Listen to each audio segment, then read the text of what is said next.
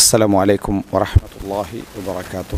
إن الحمد لله نحمده ونستعينه ونستغفره ونعوذ بالله من شرور أنفسنا ومن سيئات أعمالنا من يهده الله فلا مضل له ومن يضلل فلا هادي له وأشهد أن لا إله إلا الله وحده لا شريك له وأشهد أن محمدا عبده ورسوله أما بعد.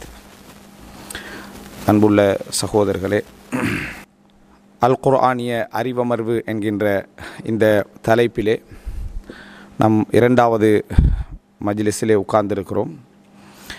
இதிலே அதாவது அல் குர்ஆன் 7 ஓதுகின்ற முறையில் இறக்கப்பட்டது அப்படி என்ற விஷயம் நம்ம நிறைய படித்திருப்போம், கேள்விப்பட்டிருப்போம். இந்த அதாவது விஷயத்தை பற்றி இதை பற்றி நம்ம கட்டாயம் என்ன செய்திருக்க வேண்டும், அறிந்திருக்க வேண்டும். விரிவாக அல்ல, ஒரு சுருக்கமாக என்ன என்னுடைய பகுதிகள் என்ன அப்படி என்று அறிந்திருக்க வேண்டும்.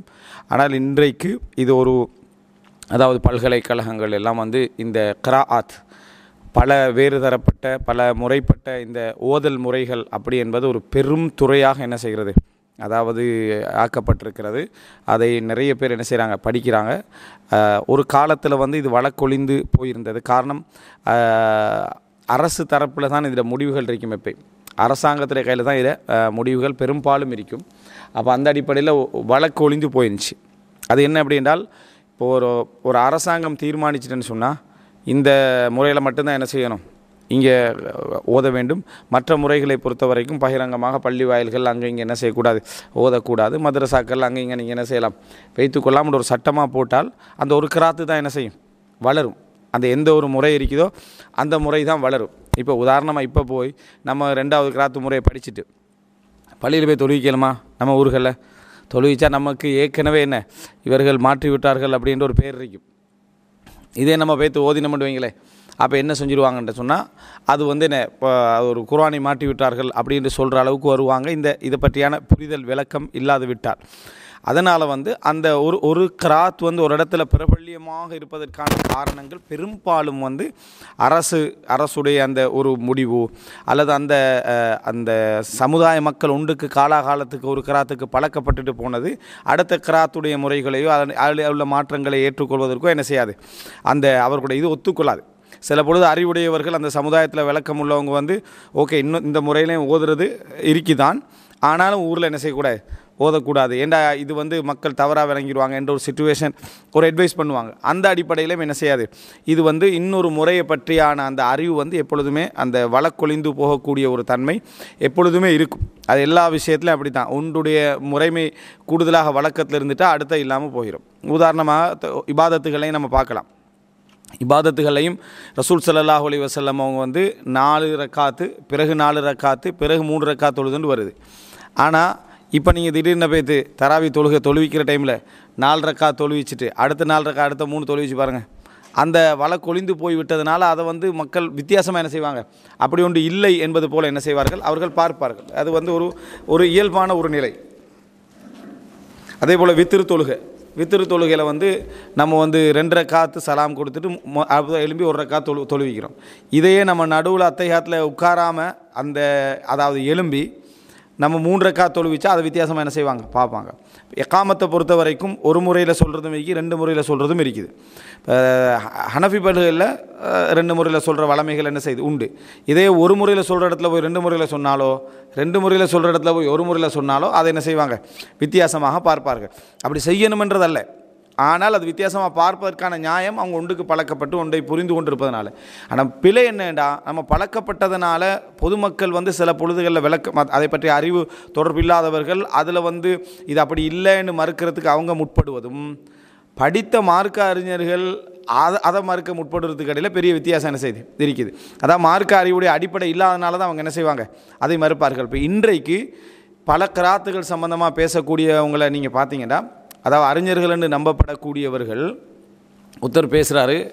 அதாவது இந்த கிராத்து முறைகளை பற்றி பேசுகிற சந்தர்ப்பத்தில் இது எப்படின்னு சொன்னால், நம்ம ஊருக்கு ஒவ்வொரு பேச்சு பேசுவோம் தானே, அந்த அடிப்படையில் அந்த வழக்கம் தெரியாமல் குர்ஆனை அந்தந்த பாசையில் உள்ளவங்க ஓதிக்கிறாங்க. அதை இவங்க கிராத்தை என்ன செஞ்சுட்டாங்க, சொல்லிட்டாங்கன்னு சொல்கிறேன். அப்படின்னா இதுலேருந்து விளங்குது உங்களுக்கு அந்த ஏபிசிடியே தெரியலை அப்படின்றது. அதை பேசுகிற டைமில் உள்ளவருக்கு அது வந்து பலரை திருப்திப்படுத்தலாம்.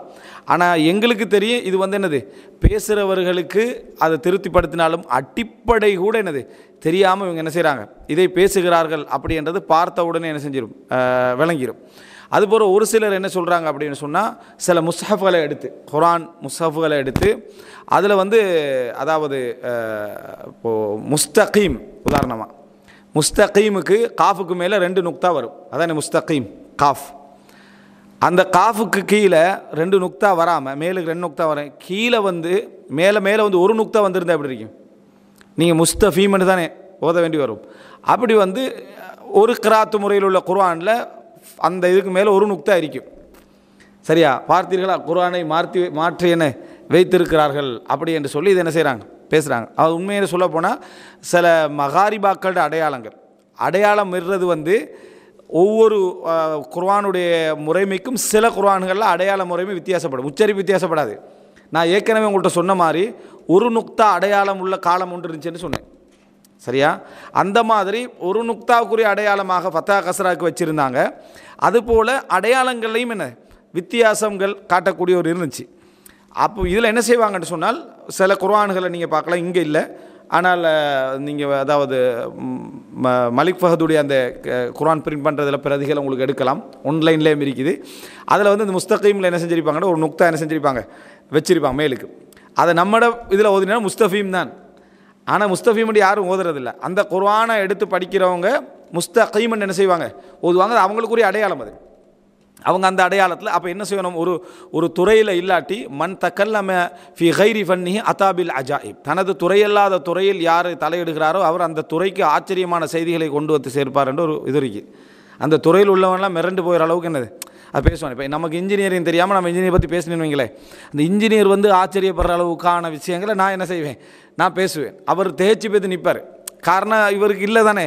அதனால் இப்போ மருத்துவ குறிப்பு சொல்கிற மாதிரி, இப்போ திடீர்னு ஏதாவது ஒன்று நடந்து பாருங்கள், எல்லாருமே மருத்துவ குறிப்பு சொல்கிறாங்க தானே. அந்த மருத்துவ குறிப்பை நீங்கள் டாக்டர் கேட்டாருன்னா அவர் ஆச்சரியப்படுற லெவலில் இருக்குது. நம்ம இதுவரைக்கும் மெடிசின் ஃபீல்டில் படிக்காத விஷயங்களை அவன் சொல்கிற மாதிரி தான் அவன்கிட்ட எதிரிக்கும். அது உலகத்தில் அந்த துறையல்லாதவன் பேசினா அப்படி தான் இருக்கும். நம்மளும் துறையில் தேர்ச்சி உள்ளவங்க அல்ல, ஆனால் அட்லீஸ்ட் அந்த துறையுடைய அடிப்படையாக நம்ம தெரிஞ்சிருந்தோம்னா அதுக்கு எதிராக போகாமல் இருப்போம். அடுத்தது 7 கிராத்து அப்படி என்று சொன்ன உடனே நிறைய பேர் எப்படி விளங்கி வச்சுக்கிறாங்க, இது ஒரு அம்சம். 7 கிராத் அடிப்படையில் நிறைய பேர் என்ன விளங்கி வச்சுக்கிறாங்கன்னா, அல்ஹம்து 7 முறையில் ஓதலாம், லில்லா அல்ஹம்து லில்லாஹி லில்லாஹி இடத்தை 7 முறையில் ஓதலாம், ரப்பில் ஆலமீன் இடத்தை 7 முறையில் ஓதலாம், அப்படி விளங்கி வச்சுக்கிறான். சரியா, இது பிள்ளை.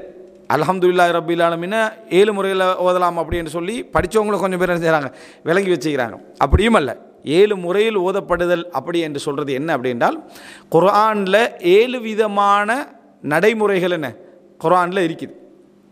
7 விதமான முறைமைகள் குர்ஆனில் என்ன செய்து இருக்குது. அது குர்ஆனில் பறந்திருக்கும். ஒன்றுக்கு 5 முறை இருக்கும், ஒன்றுக்கு 3 முறை இருக்கும், ஒன்றுக்கு 1 முறை என்ன செய்யாது இருக்காது. இன்னொன்றுக்கு என்ன அதாவது ஆக கூடுதலாக வந்ததை வந்து என்னது, அதாவது முசாயித தையார் சொல்கிறாரு, அவர் ஒரு அறிஞர், முஹர்ரர் ஃபில் குர்ஆன் என்ற புத்தகம் எழுதிக்கிறாரு. ஆக கூடுதலாக 5 முறை தான் என்ன செஞ்சிருக்குது, ஒரு நம்ம பார்க்க முடியுமா இருக்குது. 5 முறை ஒரு சொல்லில் பார்க்க முடியுமா இருக்குது மேக்சிமமாக வந்ததுகள். அப்போ மற்ற அதாவது 2 முறைகள் அப்படி இருந்ததா அல்லது விடப்பட்டதா அப்படி என்று ஒரு ஆய்வு ஒன்று என்ன செய்கிறாரு, அவர் செய்கிறார். எப்படியோ ஒரு சொல்லுக்கு 2 முறையில் ஓதுகிற முறை இருக்கும், ஒரு சொல்லுக்கு 1 முறையில் ஓதுகிற முறையும் இருக்காது. இப்போ அல்ஹம்து தான். சரியா, அதே நேரம் ஒரு சொல்லுக்கு 5 முறை வந்ததுகளும் இருக்குது, வராத சொற்களும் நிறைய என்னது உண்டு. அதிகமாக குர்ஆனில் 70% அதாவது பல முறையில் ஓதுகிற மாதிரி வரலை, ஒரு சிலவைகள் தான் ஓதுகிற மாதிரி வந்திருக்குது. அது எந்த அடிப்படையில் ஓதுகிற மாதிரி வந்திருக்கு, ஏன் ரீசன் என்பது 2ஆக பார்ப்போம். அப்போ 7 முறை என்றது, இவர் ஒரு முறையில் ஓதுவார் ஃபுல்லாகவே டோட்டல் தலைகீழ், அவர் ஒரு முறையில் ஓதுவார் அதுவும் ஃபுல்லாக தலைகீழாக இருக்கும் அப்படின்னு அர்த்தம் அல்ல. குர்ஆனில் ஆங்காங்கே என்னது ஒவ்வொரு சொற்களில் ஒவ்வொரு இடங்களில் சில உச்சரிப்பு முறைகள், நீட்டல் முறைகள், குறைத்தல் முறைகள், சேர்த்தல் முறைகள், சில எழுத்து முறைகளில் கொஞ்சம் மாற்றங்கள் என்ன செய்யும் அது இருக்கும். அது அந்த ஓதல் வடிவ அப்படியே தான் என்ன செஞ்சது இறக்கப்பட்டது. இது நம்ம தெரிஞ்சு கொள்ள வேண்டியது. 7 முறைன்ற அர்த்தம் அல்ல. இன்னொரு பிரச்சனை என்னென்னா, 7 கிராத்து முறை அப்படி என்று சொல்கிறது நம்ம புரிஞ்சுக்கிறோம். நான் சொன்னது தான், இப்போ 7 பேருடைய கிராத்து அல்ல 7 கிராத்து முறைன்றது, 7 நபர்களுடைய கிராத்து அல்ல. அது 7 நபர்களுடைய கிராத் என்று வந்ததுக்கு ஒரு காரணம் இருக்கு. இப்போ நான் சொன்ன நேற்று ஹஃப்ஸுடைய கிராத் அப்படின்னு சொன்னோம். ஹஃப்ஸுடைய கராத் அப்படின்னு சொன்னோம். அதாவது ஆசிம் என்ற ஒரு இமாமுடைய, ஒரு குர்ஆன் ஓதுகின்ற ஒரு இமாமுடைய 2 மாணவர்கள் ஷுஅபா ஹஃப்ஸ் அப்படின்னு சொல்லுவாங்க. சரியா? ஹஃப்ஸுடைய கராத்து முறையுமே நம்ம என்ன செஞ்சுக்கிறோம், பதிவு செஞ்சுக்கிறோம். அவருக்கு ஒரு 2 மாணவர்களாக எந்திப்பாங்க, ஆயிரக்கணக்கான மாணவர்கள் என்ன செஞ்சிருப்பாங்க, இருந்திருப்பாங்க. செலக்ட் பண்ணி அந்த முறையை போடுறதுக்காக வேண்டி அதில் 2 பேர் நல்ல முறையில் ஓதக்கூடிய 2 பேருடைய முறையை என்ன செஞ்சாங்க, அதை போட்டாங்க. இப்போது இந்த ஆசிம் ஒரு முறை, நாஃபி ஒரு முறை, சரியா? அதே போல் என்ன, அதாவது இந்த இப்னு ஆமிர் ஒரு முறை, அபு அம்ர் ஒரு முறை, இப்படி ஒரு 7 பேர் காரியம்னு சொல்லுங்களேன். இந்த 7 பேருடைய முறை தான் ரசூல்லாங்க 7 கிராத். அதாவது இப்போ ரசூல்லாங்கள்ட்டிருந்து இப்போ நீங்கள் ஹஃப்ஸுடைய முறைன்னா இது அப்படியே ரசூல்லாங்கள்ட்டிருந்து நேரடியாக ஹஃப்ஸுடைய ஒரு சிஸ்டம், அதே போல் நாஃபியுடைய ஒரு சிஸ்டம், இப்படி என்ன, அதாவது இப்னு ஆமிருடைய ஒரு சிஸ்டம் வந்து இப்படி வரல கிராத்ன்றது, அதை புரிஞ்சுக்கணும். ஆனால் இந்த குழப்பம் படித்த சில மக்களுங்க இருக்குது. என்ன காரணமாக இருக்குன்னு சொன்னால், இப்போ பாருங்கள் இந்த ஹதீஸை, அதாவது இப்போ நீங்கள் 7 கிராத் முறை பற்றி ஒரு தெளிவு இருக்கணும்ன்றதுக்காக நான் சொல்லிக்கிட்டு போகிறேன். 7 முறைமை என்றது 7 காரிகளுடைய முறை அல்ல. அதை நீங்கள் விளங்கிக் கொள்றதுக்காக நீங்கள் என்ன தெரிஞ்சுக்கொண்டா, ரசூலுல்லாஹ் ஹதீஸை பாருங்கள். முதலாவது இதில் மற்ற செய்திக்கான ஆதாரம் 7 முறையில் இறக்கப்பட்டதுக்கான ஆதாரத்தை நீங்கள் படிப்பீங்க. சஹீஹுல் புகாரில் 3219வது இலக்கம், அக்ரஅனி ஜிப்ரீல் அலா ஹர்ஃபின், ஜிப்ரீல் எனக்கு ஒரு முறையில் குர்ஆனை என்ன ஓதி தந்தார். நான் ஓதுறேன், ஜிப்ரீல் அலைஹிஸ்ஸலாம் அதை ஓதி கொடுப்பாங்க ரசூலுல்லாஹ்களுக்கு, ஓதி கொடுப்பாங்க. ரசூலுல்லாஹ் எப்போ அதை முழுசாக ஒப்புவிப்பாங்க, ரமதானில். ஒவ்வொரு ரமதானிலும் ரசூல் ஸல்லல்லாஹு அலைஹி வஸல்லம் ஒப்புவிப்பார்கள். அப்போ ரமதான் நோன்பு வந்த புறவல்ல, இன்றைக்கு ரசூல் ஸல்லல்லாஹு அலைஹி வஸல்லம் அவங்களுக்கு வஹி இறங்கிச்சோ அன்றைக்கு எப்போ ரமதானில் தான் என்ன செஞ்சது, வஹி இறங்குது. இன்னா அன்ஸல்னாஹு ஃபீ லைலத்தில் கத்ர். அப்போ முதலாக ரசூலுல்லாஹ்களுக்கு ரமதானில் தான் வஹி இறங்குது. அந்த மாதத்திலிருந்து, அந்த வருஷத்திலிருந்து, முதலாவது வருஷத்தில் 23 வருட காலமும் ரசூல் ஸல்லல்லாஹு அலைஹி வஸல்லம் அவர்கள் ஜிப்ரீல்கிட்ட என்ன செய்வாங்க, ஆர்டர் பண்ணுவாங்க, குர்ஆனை ஓதி காட்டுவார்கள். அப்போ ஒவ்வொரு ஃபஸ்ட்டு முறை ரசூல் ஸல்லல்லாஹு அலைஹி வஸல்லம் அவங்களுக்கு ஓதி காட்டிட்டு வார சந்தர்ப்பத்தில் இது எத்தனாவது ஆண்டில் இது நடந்ததுன்னு இல்லை. முதலாம் முறையிலே ரசூல் அங்கே சொன்னாங்களா, 2வது வருஷம் சொன்னாங்களா, 3 வருஷம் சொன்னாங்களான்னு இல்லை. ஆனால் பெரும்பாலான அறிஞர்கள் என்ன சொல்கிறாங்கன்னா, இது மதீனாவுக்கு வந்த பின்னால் தான் ரசூல் ஸல்லல்லாஹு அலைஹி வஸல்லம் ஜிப்ரீல் அலைஹிஸ்ஸலாத்தை என்ன செஞ்சாங்க, கேட்டாங்க. ஏன்னா மக்காவை பொறுத்த வரைக்கும் 1-2 பேர் தான் என்ன செஞ்சிருந்தாங்க, ஆரம்பத்துக்கு இஸ்லாத்தை ஏற்றாங்க. எனவே முதலாவது வருடமே ஜிப்ரீல்கிட்ட ரசூலுல்லாஹ் அப்படி சொல்லியிருக்க வாய்ப்பு இல்லை. பிற்காலத்தில் மக்கள் அதிகமாக ஏன்னா அப்போ இஸ்லாத்தை ஏற்றுக்கொண்டவங்க குறைஷிகள் தான், மக்கால் இஸ்லாத்தை ஏற்றுக்கொண்டவங்களும் அதிகமானவர்கள் குறைஷிகள். அப்போ குறைஷிகளுடைய அந்த மொழி வழக்கு ஒரு முறையில் இருக்கும். அப்போ மொழி வழக்கு ஒரு முறையில் இருக்கும், அதாவது அந்த நடை ஒரு முறையில் இருக்கும். அதனால் ரசூலுல்லாஹ் அதை கேட்டிருக்க வாய்ப்பு இல்லை, மதீனால தான். எப்படின்னா ஒரு முறையில் ஓதி காட்டுறாங்க. அப்போ ரசூல் ஸல்லல்லாஹு அலைஹி வஸல்லம் அவங்களுக்கு நிச்சயமாக தெரியும், இந்த முறையில் இந்த கபீலா, இந்த கோத்திரத்தினர்கள் கஷ்டப்படுவாங்க. இந்த கோத்திரத்தினர் சிலருடைய நீங்கள் சில, அதாவது இப்போ அந்த ஊர்வலமே இந்த ஊர்வலமே கிராத்துன்னு சொன்னவங்களோட இதை கம்பேர் பண்ணிடக்கூடாது. சரியா? அது சும்மா அவங்க கற்பனையில் சொல்லிட்டு போனது, இது வஹி என்றது அவங்களுக்கு விளங்கலை. இப்போது நம்ம ஊர்வலமே இருக்குது, சில சொற்களை நம்மளால் மாற்றவே இல்லாது. பேச்சு வழக்கில் குர்ஆன் தான் அவருடைய நாக்கை மாற்றிருக்கு, இல்லைன்னா மாற்ற இயலாது. உதாரணமாக நீங்கள் எகிப்தியர்கள் மிஸ்ரிகளோட நீங்கள் பேசினே வழங்கும், நான் என்னையை பார்த்தெல்லாம் முகாஹித்னு சொல்லுவாங்க, முகாஹித் அப்படின்னு சொல்லுவாங்க. அப்போது இதா ஜா நஸ்ருல்லான்னு குர்ஆனில் ஓதிட்டு தஃப்சீர் பண்ணுற டைமில் இதா கா அப்படின்வாங்க, அந்த ஜீமுக்கு கான்னு வந்துடும், மஸ்கித் அப்படின்வாங்க, ஜீமுக்கு மஸ்கித். அடுத்த பேசுகிறதுல அந்த பித்துல் ஏ அப்படின்னு சொல்லுவாங்க. சரியா? அப்படின்னா என்னடா, அதாவது தகூலுவ தஊல் அப்படின்னு சொல்லுவாங்க. அந்த காஃபை அலிஃபா ஹம்சாவா உச்சரிப்பேன், அந்த பித்துல் ஏ அப்படின்னா தகூல் ஏ, தகூல் தான் அது, நீ என்ன சொல்கிறன்றதுக்கு தகூல் அப்படின்னு தஊல் அப்படின்னு சொல்லுவாங்க. ஹுரூக் அப்படின்னு ஹுரு அப்படின்னு ஹம்சாவில் என்ன செய்வாங்க, முடிப்பாங்க. இது அவர்களுடைய வளமைகளில் உண்டு. அதே போல் நம்ம ஊர்களில் நீங்கள் பார்க்கலாம், அதாவது அந்த உருது வளமைகள் வந்தவங்க ஹாஃபிஸ் வழங்கிட்டா, அல்லாஹ் ஹாஃபிஸ் அப்படி சொல்லுவாங்க. ஆனால் அது உருது வளமையில் உச்சரிப்புலையும் ஹாஃபிஸ்ன்னு தான் அதில் இருக்கான, அந்த ஹாஃபிஸ் என்ற உச்சரிப்பு அவங்களுக்கு என்ன செய்யும், வரும். அப்போது இந்த மாதிரியான உள்ளவங்களை குர்ஆனுக்கு ஃபஸ்ட்டாக எடுக்கிற சந்தர்ப்பத்தில் எழுத்து வடிவம் இல்லை, அவங்க உம்மியூன்கள், எழுத்துறதுக்கும் கஷ்டமான மக்கள், அவங்க குர்ஆனை இப்போ இப்படியே ஓதணும் அப்படின்னு சொன்னால் அவங்களோட வளமையான நடைக்கு எடுத்து ஓதணும்னா நிறைய என்ன செய்வாங்க, சிரமப்படுவார்கள் அப்படின்ட்டு ரசூல் ஸல்லல்லாஹு அலைஹி வஸல்லம் அவங்களுக்கு என்ன தெரியும். அதே போல் சில மொழி சொற்கள் இருக்குது, இப்போவும் நம்ம சிரமப்படுறோமா இல்லை, சொராத் ஓதுறதுக்கு, சராத் ஓதுற, அதாவது சொராத் அல்லதீன் அப்படின்னு ஓதுறது சிரமப்படுறோம். அதனால தான் அந்த கிராத்தில் நீங்கள் பார்க்கலாம், சாதுக்கு பதிலாக சீன் போட்டு அதாவது குர்ஆன் ஓதுற முறை இருக்குது. சாது நீங்கள் ஓதுறீங்களே இஹ்தின ஸிராத்தல் முஸ்தகீம் என்று ஓதாமல் இஹ்தின ஸிராத்தல் முஸ்தகீம்னு சீனும் அங்கே என்ன செய்யலாம், ஓதலாம். அந்த இடத்துல சீனும் ஓதலாம். அப்போது இது ஒரு விஷயம். இப்போ அதே போல் எங்களுக்கு என்னது கஷ்டமானது இருக்குது, மஹ்தூபி அலைஹிம் அப்படின்னு நம்ம ஓதுவோம். என்ன தான் சொல்லிட்டாலும் அலைஹிம்மா அலைஹும்முண்டு வாரவங்க என்ன செய்வாங்க, இப்போ அந்த பேச்சு நடை அவங்கள்ட்ட அப்படியே இருந்து அலைஹும்முண்டு ஒரு கிராத் என்ன செய்து இருக்குது. அப்போது அது சிலருடைய நடைகளில் உண்டு. அதே போல் லாமுக்கு பதிலாக மீம் போடுறது. இப்போ உதாரணமாக நம்ம அல் கமர் அப்படின்றோம். இது குர்ஆனில் வந்ததை மட்டும் நான் உதாரணம் சொல்லலை, பொதுவான உதாரணங்களை சொல்கிறேன். அல் கமர் அப்படின்னு சொல்கிறேன். அவங்களோட வளமைகளில் அந்த லாம் வராது. அல் கமர்னு அவங்க அலிஃப் லாம் உச்சரிக்கிற முறை இருந்தாலும் அல்லுக்கு லாமுக்கு பதிலாக என்ன, அதான் அப்படின்ற வார்த்தை அவங்களோட உச்சரிப்பில் வந்துடும். அரபுடைய நடைகளை நான் ஆரம்ப கால வளமைகளை சொல்கிறேன். அப்போ அப்போது அமினல் பிர் அஸ்ஸியாமு ஃபிஸ்ஸஃபர், பிரயாணத்தில் நோன்பு நோட்பது நன்மைகளில் உண்டா, இது அமினல் பிர் அஸ்ஸியாமு ஃபிஸ்ஸஃபர். அவங்க எப்படி அதை சொல்லுவாங்கன்னா அமினம் பிர்ரிம் அஸ்ஸியாமு ஃபிம் சஃபர். சரியா, அமினம் பிர்ரிம் ஃபிம் சியாமு அமினம் பிர்ரிம் சியாமு ஃபிம் சஃபர்.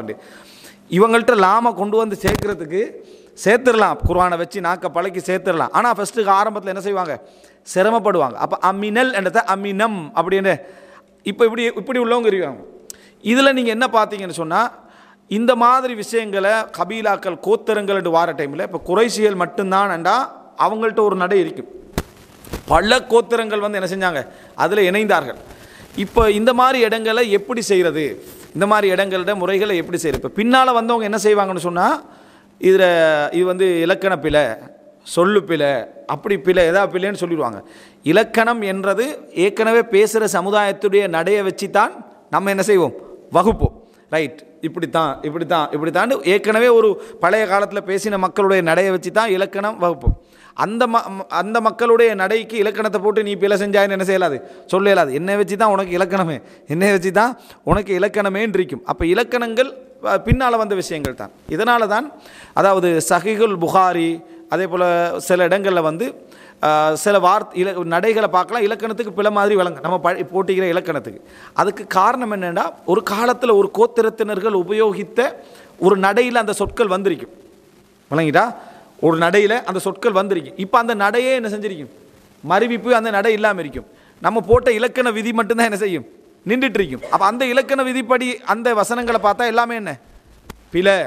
அந்த இப்போ இன்றைக்கு நம்ம எத்தனையோ மொழியை பிழைன்னு சொல்கிறோம், எத்தனையோ மொழி நடையை நம்ம என்ன செய்கிறோம், இது பிழை. அப்படி தமிழில் ஒரு நாள் என்ன செய்யாது, இருக்காதுன்றோம். ஆனால் சொல்லி பார்த்தீங்கன்னு சொன்னால், தமிழில் வளமையில் இருந்த எத்தனையோ விஷயங்களை நம்ம இன்றைக்கு பிழைன்னு சொல்லுவோம். அதான் நேற்று சொன்ன மாதிரி விகுதி இல்லாமல் முடிகிற ஒரு சொல்லை நம்ம வந்து என்றைக்கா சரிகாணுவோமா, ஆனால் தமிழில் ஒரு காலத்தில் என்ன இருந்தேன்னு சொல்லுவோம். இந்த மாதிரி விஷயங்களுக்கெல்லாம் நிறைய அதாவது அரபுலக இலக்கண அறிஞர்கள் என்ன செஞ்சாங்கன்னா, பழைய கோத்திரங்கள் பயன்படுத்தின ஆதாரங்களை கொண்டு வந்து வச்சாங்க. ஷவாஹிது தௌதீஹ் வ தஸ்ஹீல் முஷ்கிலாத்தில் ஜாமியா சஹீஹ் ஒரு புத்தகம் இருக்குது. அதாவது சஹீஹுல் புகாரில் வரக்கூடிய இலக்கண ரீதியான விமர்சனங்களுக்கான அதாவது அரபு வளமைகளை வைத்த பதில்கள் என்று ஒரு புத்தகம். அவர் என்ன செய்வார்னா, பழங்காலத்து கவிதையில் கொண்டு காட்டுவார், இந்த சமுதாயம் யூஸ் பண்ணிக்குது, இந்த சமுதாயம் யூஸ் பண்ணியிருக்குது அப்படின்னு. அதே மாதிரி குர்ஆனுக்கு அப்படி என்ன செய்யுது, நிறைய விஷயங்கள் இருக்குது. குர்ஆன் தான் இலக்கணத்துக்கு அடிப்படையாக இருக்கணும். குர்ஆன் தான் இலக்கணத்துக்கு அடிப்படையாக வழக்கொழிந்து போன பல கோத்தரங்களுடைய நடைகளையும் குர்ஆன் என்ன செஞ்சுக்குது, பாதுகாத்திருக்கு. அப்போ அதை வச்சு தான் இலக்கணத்துக்கு என்ன செய்யணும், ஒரு முடிவாக அமையணும். இப்போ நம்ம வந்து தமிழில் இலக்கணத்துக்கு அதை ஆட்டம் என்ன சொல்லுவோம், சிலப்பதிகாரத்தை சொல்லுவோம், விளங்கிட்டா, அதுக்கு முன்னால் உள்ள விஷயங்களை சொல்லு. இப்படி ஏதாவது ஒரு பழைய கவிதைகளை தான் நமக்கு வந்து என்ன மணிமேகலை சொல்லு, ஏதாவது ஒரு கவிதைகளை கொண்டு வந்து ஆதாரமாக நம்ம என்ன செய்ய போகிறோம், காட்ட போகிறோம். அதுக்கெல்லாம் பழமையானது தான் அல் குர்ஆன் என்ற விஷயம். அப்போ ரசூலுல்லாஹ் வந்து இதை தெரிஞ்சவங்க ரசூலுல்லாஹ். இப்போ நம்ம இந்த வழக்கு தெரியாமல் நம்மளுள்ள நிலைமை இந்தியனுடைய நிலைமை வச்சுக்கிட்டு எல்லா விஷயங்களையும் அணுகலாம்.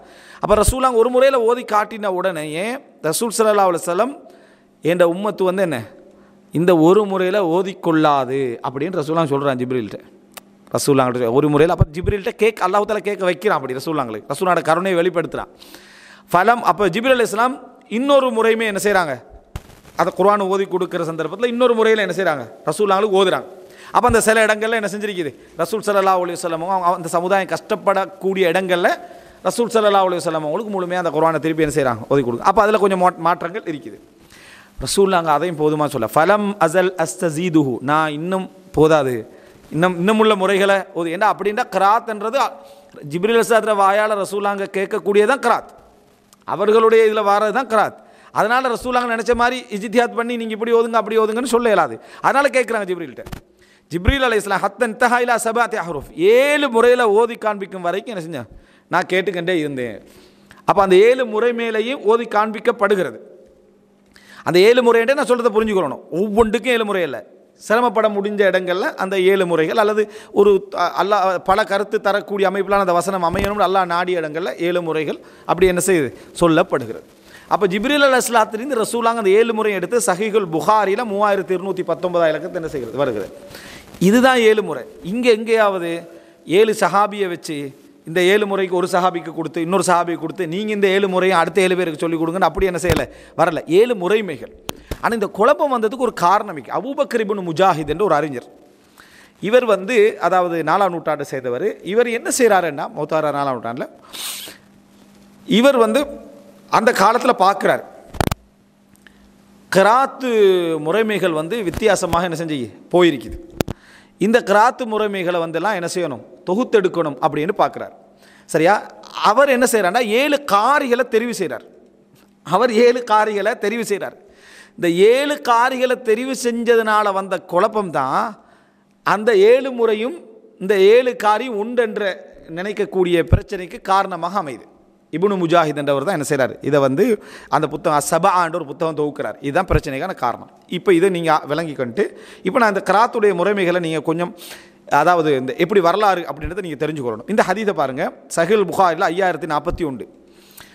அதாவது ஹிஷாம் இப்னு ஹக்கீம் இப்னு ஹிஸாம் இவர் அறிவிக்கிறார். இவர் உமர் இப்னு கத்தாப் சஹீஹுல் புகாரில் 5041 இலக்கம். உமர் இப்னு கத்தாப் ரலியல்லாஹு அன்ஹு அவங்க பார்க்குறாங்க, இந்த ஹிஷாம் இப்னு ஹக்கீம் இப்னு ஹிஸாம் சூரத்துல் ஃபுர்கானை ஓதுறாரு. ரசூலுல்லாஹ் எனக்கு ஓதி தந்த முறைக்கு மாத்தமாக ஓதுறாரு. உமர்லாம் பள்ளியில் உட்காந்துருக்கிறாங்க, புகாரில் வர செய்தியா. ஹிஷாம் இப்னு ஹக்கீம் இப்னு ஹிஸாம் ரசூலுல்லாஹ் எப்படி உமர்லானுக்கு ஓதி கொடுத்தாங்களோ அதுக்கு மாத்தமாக ஓதுறாரு. தொழுகையில் வச்சே நான் பிடிக்கும்னு நினச்சேன்.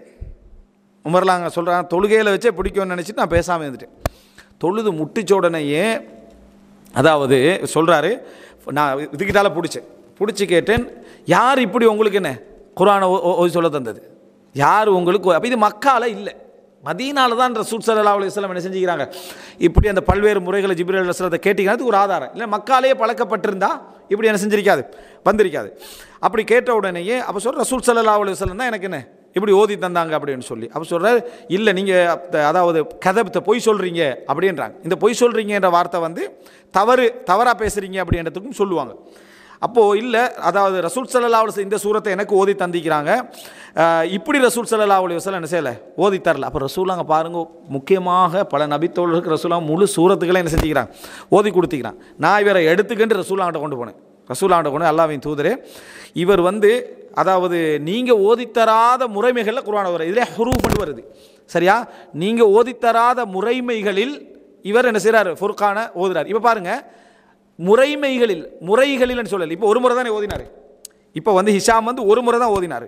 ஆனால் முறைலாம் எப்படி சொல்கிறாங்க, முறைகளில் ஓதுகிறார்ன்றாங்க. அப்போது நான் சொன்ன மாதிரி ஒவ்வொரு முறை அல்ல, வித்தியாசங்களை தான் என்ன செய்யுது ஹுரூஃப்னு சொல்லப்படுது. இப்போ ஒவ்வொரு முறையாக இருந்தால் 7 முறை அவர் என்ன செஞ்சுக்கணும், அப்போ ஓதிக்கணும், அல்லது 3 முறையாவது ஓதிக்கணும். அவர் ஓதின எத்தனை முறை, ஒரே ஒரு முறை தான். அந்த ஒரே ஒரு முறையில் பல வித்தியாசங்கள் என்ன செய்யுது வருது. அதனால தான் சொல்கிறாரு, நீங்கள் ஓதித்தராத முறைகளில் இவர் என்ன செய்கிறாரு, இதை ஓதுகிறார் அப்படி என்று சொன்ன உடனேயே நீங்கள் ஓதின மாதிரி அது இல்லை. அப்போ ரசூலுல்லாஹ் சொல்கிறார், ஹிஷாம் ஃபுர்கானை என்னது அதாவது ஓதுங்கன்றான். அப்போ ஹிஷாம் அப்படியே ரசூலுல்லாஹ்க்கு முன்கால ஓதுறாரு. அப்போ ரசூலுல்லாஹ் சொன்னாங்க, இப்படி தான் எனக்கு குர்ஆன் என்ன செஞ்சது, இறக்கப்பட்டுச்சு. உமரே இப்போ நீங்கள் ஓதுங்கன்னாங்க. இப்போ உமர்லாம் ஓதினாங்க. ரசூலுல்லாஹ் சொன்னாங்க, இப்படி தான் எனக்கு என்னது குர்ஆன் இறக்கப்பட்டுச்சு. குர்ஆன் எனக்கு 7 முறைகளில் என்ன செய்தது, இறக்கப்பட்டிருக்கின்றது. அப்படி என்று ஃபக்ரஉ மா தயஸ்ஸர், உங்களால் முடிஞ்சதை ஓதுங்க நாங்கள் சொல்லிட்டு சொன்னாங்க, உங்களுக்கு எது லேசோ அதை நீங்கள் என்ன செய்ய ஓதுங்கள் என்று ரசூல் ஸல்லல்லாஹு அலைஹி வஸல்லம் சொன்னார்கள் என்ற செய்தியை பார்க்குறோம். இது ஒரு அற்புதமான விஷயம், எந்த வேதத்துக்கும் யாரும் சொல்ல முடியாத ஒரு விஷயம். அதாவது குர்ஆனுக்கு ஓசை நடை என்று ஒரு தனி ஒரு பகுதி இருக்குது. எழுத்து நடை எப்படி இருக்குதோ ஓசை நடை ஒரு பகுதி இருக்குது. ஓசையை இந்த சமுதாயம் பாதுகாத்திருக்கு, ஓசையை இந்த சமுதாயம் பாதுகாத்திருக்கிறது. இன்னென்ன முறைகளிலெல்லாம் ஓதலாம் என்ற ஓசையும் சேர்த்து பாதுகாப்பது என்பது பெரிய ஒரு அற்புதம். அது பாதுகாக்கப்பட்டிருக்கின்றதா மிக முக்கியமான விஷயம். அப்போ அது மக்கள்கிட்ட ஒரே முறையில் ஓதி பழகினதால மற்றது அறியாமைக்கு என்ன செஞ்சுட்டு போயிட்டு. அப்போ இது உமர்றது ரசூலாங்கட காலத்தில் மஸ்ஜிது நபவியில் நடந்த ஒரு சம்பவம் இடத்தை நம்ம என்ன செய்கிறோம் பார்க்குறோம். அதுபோல் என்ன உபய் இப்னு கஅப் ரலியல்லாஹு அன்ஹுக்கும் இப்படி ஒரு சம்பவம் என்ன செய்து நடக்குது. அதுக்கு பின்னால் ரசூல் ஸல்லல்லாஹு அலைஹி வஸல்லம் என்ன செய்தார்கள், அதை சொல்லிக் கொடுத்தார்கள் அப்படின்றத நம்ம பார்க்குறோம். ரசூலுல்லாஹ்ங்கட காலத்தில் ரசூல் ஸல்லல்லாஹு அலைஹி வஸல்லம் அவர்கள் இப்படி தேர்ச்சி பெற்ற நபித்தோழர்கள் இருந்தாங்க. இப்போ குர்ஆனை கத்தபத்துல் வஹி எழுதக்கூடியவர்கள் நம்ம படிச்சுக்கிறோமே, வஹியை எழுதக்கூடியவர்கள் நம்ம என்ன செஞ்சுக்கிறோம், படித்திருக்கிறோம். அப்போ ரசூல் ஸல்லல்லாஹு அலைஹி வஸல்லம் அவருடைய காலத்திலேயே தேர்ச்சி பெற்ற எழுத்தர்கள், குர்ஆனை மனமிட்டவர்கள் ரசூலாங்க படித்து கொடுத்தவங்க. ரசூலா அந்த குர்ஆனை பாதுகாக்கிறதுக்கான முழு ஏற்பாடையும் என்ன செஞ்சாங்க, ரசூல் ஸல்லல்லாஹு அலைஹி வஸல்லம் அவங்க செஞ்சாங்க. இதில் நீங்கள் பாருங்க என்னென்னா, அந்த காலத்தில் குர்ஆனில் தேர்ச்சி பெற்றவர்களை குர்ஆன்னு அழைச்சாங்க. நம்ம இந்த காரியன்றமே அதனுடைய பன்மை என்ன, குர்ஆன்னு அழைத்தார்கள். அந்த குர்ஆக்களில் 70 பேர் தான் அந்த கொல்லப்பட்டாங்க. ரசூலாங்க குனூத் ஓதுறதுக்கு காரணமாக இருந்துச்சு. அதனால தான் ரசூலாங்கட வேதனை என்ன செஞ்சது, கடுமையாகிச்சு. அவங்க குர்ஆன்னு அழைக்கப்பட்டார்கள். குன்னா நுசம்மிஹிமுல் குர்ஆ, அவர்களை நாங்கள் காரிகள் என்று என்ன செய்தோம், அழைத்தோம். குர்ஆக்கள், குர்ஆன் அதாவது ஓதர்கள் என்று சொல்லி நம்ம என்ன செய்தோம், அழைத்தோம். அவங்க கொல்லப்பட்டதுனால ரசூலாங்க மிகவும் என்ன செஞ்சாங்க, கவலைப்பட்டார்கள். இப்போ இதில் அவங்க குர்ஆன் அழைக்கப்பட்டாங்க செய்தி புகாரில் 6394 இலக்கத்தில் நீங்கள் என்ன செய்யலாம் பார்க்கலாம்.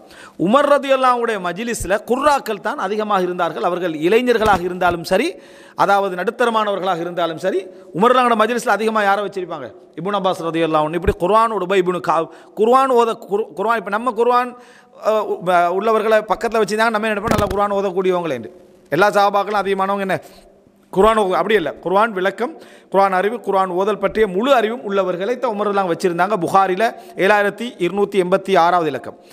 இதனால தான் ரசூலாங்கட காலத்தில் மிக பிரபல்யமாக குர்ஆனுடைய இந்த முறைகளெல்லாம் அறிஞ்சவங்க யார் அப்படின்னு சொன்னால் அபூபக்கர் ரலியல்லாஹு அன்ஹு அவங்க, அபூபக்கர் ரலியல்லாஹு அன்ஹு அவர்கள். அடுத்தது உபய் இப்னு கஅப் ரலியல்லாஹு அன்ஹு அவர்கள். உபய் இப்னு கஅப், அபூபக்கர்லாம் எப்போ மௌத்தாயினாங்க, ஹிஜ்ரி 2ஆம் ஆண்டு என்ன செஞ்சாங்க, அபூபக்கர்லாம் மரணித்தார்கள். அடுத்தது என்னென்னா, அதாவது அஃப்வன் அந்த ஹிஜ்ரி 12ஆம் ஆண்டு செய்தாக மரணித்தார்கள். அடுத்ததாக உபய் இப்னு கஅப் ஹிஜ்ரி அதாவது 20ஆம் ஆண்டு என்ன செய்கிறாங்க, மரணிக்கிறாங்க. அடுத்து அப்துல்லா இப்னு மஸ்ஊத் 32ஆம் ஆண்டு என்ன செய்கிறாங்க, மரணிக்கிறாங்க, ஹிஜ்ரி 32. அபு தர்தா அவர் 32ஆம் ஆண்டு என்ன செய்கிறார், அவரும் 32ஆம் ஆண்டு மரணிக்கிறார். உஸ்மான் இப்னு அஃபான் ரலியல்லாஹு அன்ஹு அவர்கள் 35, அலி இப்னு அபி தாலிப் ரலியல்லாஹு அன்ஹு அவர்கள் 40, அபு மூஸா அல்-அஷரி ரலியல்லாஹு அன்ஹு அவர்கள் அபு மூஸா அல்-அஷரி ரலியல்லாஹு அன்ஹு அவர்கள் 44 ஹிஜ்ரி 44, ஸைத் இப்னு சாபித் 45. இது நான் சொன்னதுக்கான காரணம் என்ன அப்படின்னு சொன்னால், இந்த அதாவது சப்ஜெக்ட் இவ்வளவு காரிகளையும் கொஞ்சம் பார்த்துருங்க, கொஞ்சம் பாருங்கள். அதாவது இந்த காரிகளை பொறுத்த வரைக்கும் இந்த 8 முக்கியமான நபித்தோழர்கள் குர்ஆனோடு ஹிஃபுலோடு மிகவும் முக்கியமாக சம்பந்தப்பட்டவர்களாக இந்த பாருங்கள். அபூபக்கர் ரலியல்லாஹு அன்ஹு அவர்கள், உபய் இப்னு கஅப், அப்துல்லா இப்னு மஸ்ஊத் ரலியல்லாஹு அன்ஹு, அபு தர்தா, உஸ்மான் இப்னு அஃபான், அலி இப்னு அபி தாலிப், அபு மூஸா அல்-அஷரி, ஸைத் இப்னு சாபித். இவங்க மிக முக்கியமானவர்களாக என்ன செய்தார்கள், இருந்தார்கள். அப்போது இவங்க எல்லாருமே இந்த குர்ஆனுடைய விஷயத்தில் அதாவது அபூபக்கர்லாங்க ஹிஜ்ரி 13, இவங்க எல்லாரும் குர்ஆனை ஹிஃபுல் பண்ணவங்க, குர்ஆனை படித்தவங்க, குர்ஆனுடைய அந்த ஓதல் முறைமைகளை சிறப்பாக என்ன செஞ்சவங்க, அறிந்தவர்கள். அப்போ இவர்கள்ட்ட தான் தாபீன்கள் அதிகமானவர்கள் குர்ஆனை என்ன செஞ்சாங்க, ஓதினாங்க, குர்ஆனை அதிகமாக படித்தார்கள், ஓதல் முறைகளை எல்லாம் என்ன செய்தார்கள், எடுத்துக்கொண்டார்கள். இப்படி நடந்தது. இப்போது இந்த கிராத்துக்கள் எப்படி இருந்துச்சு, தனியான ஒரு முஸ்ஹஃப் இருந்துச்சா, எங்களுக்கு இப்போ ஒரு குர்ஆன் கவர்மெண்ட்டால் அடிச்சு தராங்க இதுதான் குர்ஆன் அப்படின்னு, இப்படி முஸ்ஹஃப் இருந்துச்சா, அவர்கள் ரசூலுல்லாஹ்கிட்ட படித்ததை அவங்க எழுதி வச்சுருந்தாங்க, அவங்க எழுதி வச்சுருந்தாங்க. அப்போ கவர்மெண்ட்டில் ஒன்று இருந்துச்சு, அதை அபூபக்கர் இல்லாங்க தொகுத்து வச்சுருந்தாங்க. அபூபக்கர் எல்லா இடத்துல இருந்தும் கலெக்ட் பண்ணி முழு குர்ஆனையும் தர்த்தீப் பண்ணாத அமைப்பில் என்ன செஞ்சாங்க, அபூபக்கர் அவங்க ஹிலாபத்தில் வச்சுருந்தாங்க.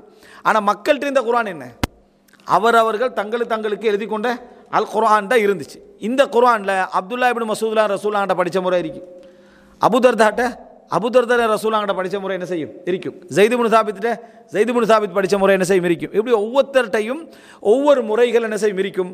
அதில் 2 பேரும் பொதுவாக படித்ததிலும் இருக்கும், வித்தியாசமாக படித்ததிலும் என்ன செய்யும் இருக்கும், ஓதல் முறைகளில் இப்படி தான் இருந்துச்சு. இவர்கள்ட்ட படிக்கக்கூடிய மாணவர்கள் எல்லாரும் திறமையானவங்களாக இருப்பாங்களா, இல்லை, அதை படிச்சுட்டு போனவங்க இருப்பாங்க, திறமையாக படித்தவங்க இருப்பாங்க.